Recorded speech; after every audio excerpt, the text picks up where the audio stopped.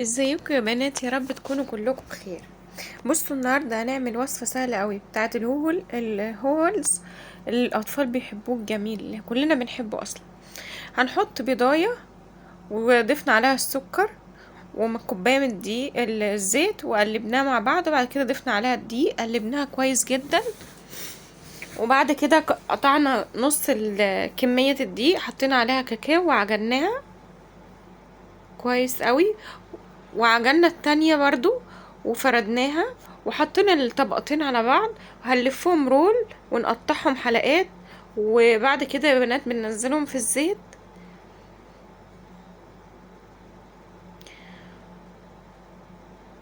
ومعلقة كيك شيف فيها او بيكنج باودر وفانيليا بس.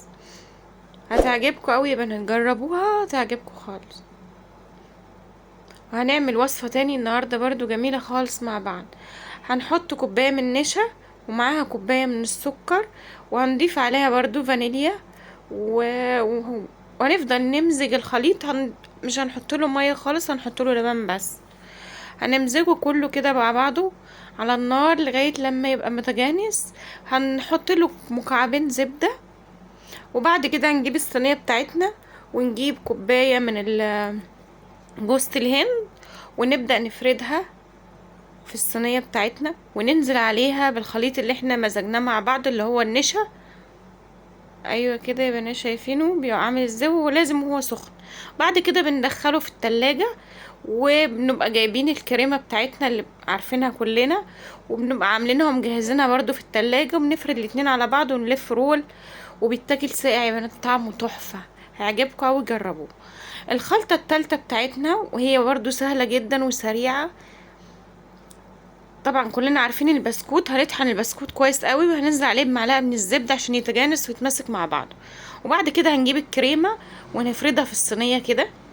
وبعد كده هنجيب دقيق البسبوسه ننزل عليه بنص كوبايه من اللبن، نص كوبايه من السكر، وكوبايه من الزيت، وكوبايه من بيكنج باودر، قصدي معلقه من البيكنج باودر. وبعد كده رشه من الفانيليا. هنمزجهم مع بعض ونيجي على الصينيه من فوق نحطهم عليها وندخلها الفرن.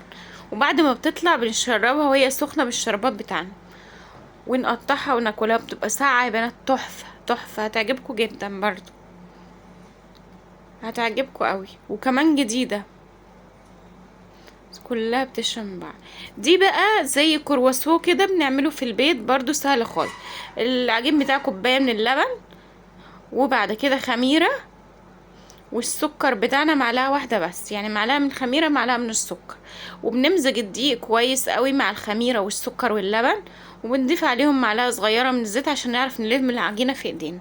وبنبدأ نقطعها مثلثات كده على قد بعضيها، ونلفها دواير، ونبقى غاليين مية في الكاتل بتاعنا، ونحط الصينية بتاعتنا على النار، وبننزل عليها في المية السخنة. بعد كده بننزل الكور دي اللي احنا عملناها. اول ما بتبدأ تغلي فبتخمر معايا وبتعلى، وبعد كده ببقى احطها في الصينية واروح مدخلها الفرن. بنقطعها بقى ونحشيها اللي احنا عايزينه، احسن من الفينو بتاع الشارع. هتعجبكم اوي، جربوها وقولوا لي ايه رأيكم فيها.